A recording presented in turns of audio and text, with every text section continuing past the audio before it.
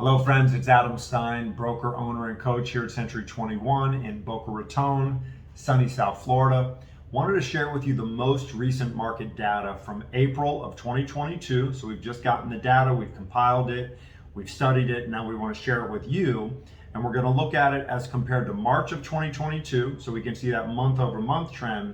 We're also going to look at it as compared to April of 2021, so we can look at the year over year change in some of the key indicators. Now, this is going to focus predominantly on single family homes for Miami-Dade, Broward, and Palm Beach County, although we do cover a 5-county market from Miami-Dade up to St. Lucie County. And certainly if you're getting this by email, you can see in the body of the email below, we've got all of the charts and all of the data that are talking about both single family homes and condos and townhomes here in our market. But for purposes of this video, I just wanted to share with you the data around the single family homes. And 3 main points pop out to me. Number one is we did see a significant decrease in the number of closed sale transactions, both month over month and year over year. Month over month, it was 7% from March to April decline. And year over year, it was a 21% decline in the number of homes sold in that Tri-County market from April of 21 till April of 22.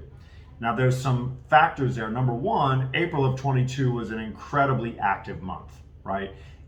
Really the first half of 2021 was unprecedented in terms of the number of transactions and the amount of buyer demand that was present here, at least in our South Florida market.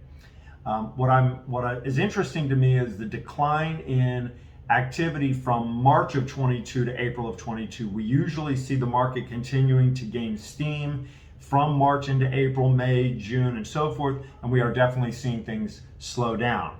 Why specifically? I think the one major factor is rising interest rates, almost a 200 basis point increase in the 30-year fixed rate mortgage, which means that fewer buyers can afford the same property they could prior to the interest rate increase, right? A two full percentage point increase means that I could afford, X amount of house 30 or 60 days ago, but simply with that increase in the cost of the financing, I'm now $50,000 to $100,000 less in what I can afford as an end home price purchase, or purchase price. So that's had a major factor on the market. I also think that we saw so much of an increase in value that many buyers simply stepped to the sidelines and said, you know what, I'm going to hold off for now, and I'm going to wait and see what happens in the market. Now, interestingly enough, the second data point I want to share is the increase in home price points. We saw an overall market increase of month over month, March to April, 6.2% increase. That's the biggest single month of increase that we've seen in the last 12 months. And it was led by Palm Beach County at 11%. So Palm Beach County had more of an anomaly of the data. It really drove the 3-county market increase up, where the other markets were a little bit flatter, only slightly higher. But we have seen a 20% increase year over year in the median single family home price point, up to $575,000 in the Tri-County market, and as high as $601,000 in Palm Beach County. So values have still been increasing and rapidly increased in April of 2022. Now, the final piece of data I want to share with you is the total number of active listings that have come on are up now, right? We're seeing it increase now, 11%. Now we're starting to see that very consistently. More listings are coming on the market.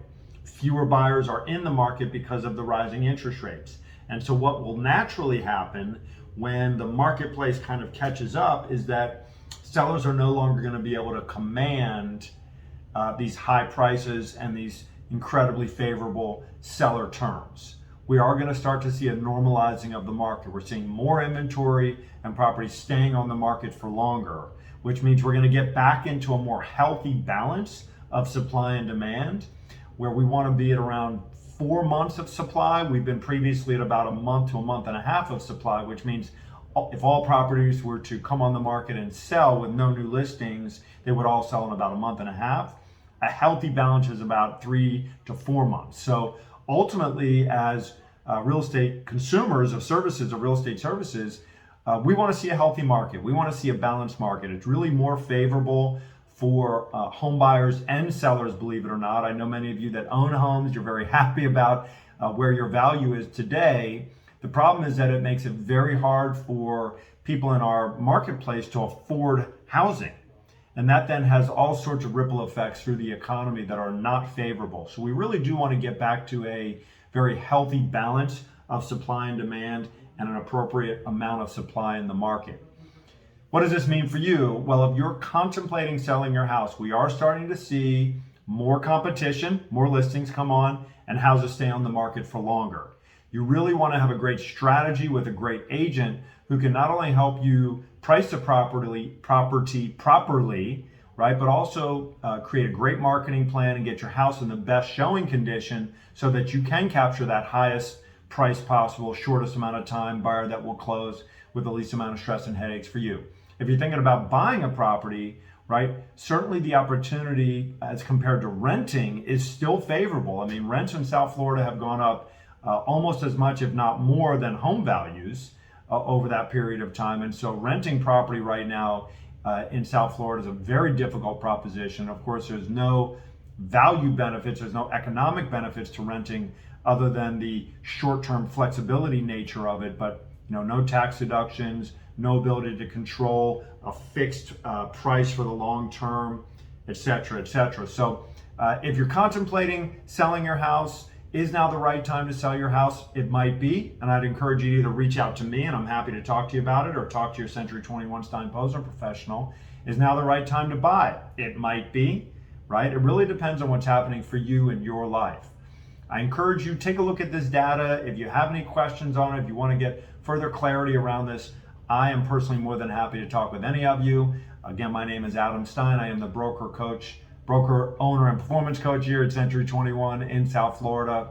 And I appreciate you taking a few minutes and watching this video. Hope you found this content to be helpful and informative. Have a great rest of your day.